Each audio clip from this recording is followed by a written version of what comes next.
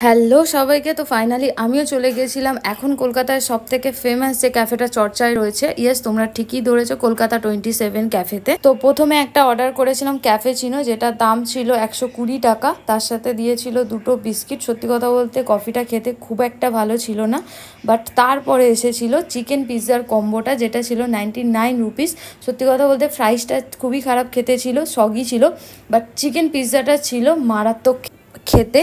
দেখতেই পাচ্ছ কতটা চিজি এটা। আমার সত্যি কথা বলতে পিৎজাটা খেতে খুবই ভালো লেগেছে, শুধু ফ্রাইসটার জন্য একটু মনটা খারাপ হয়ে গেছিলো। বাট সত্যি কথা পিৎজাটা খুব ভালো খেতে, ওটা খেয়ে যা হোক মনটা আমার একটু ভালো হয়ে গেল।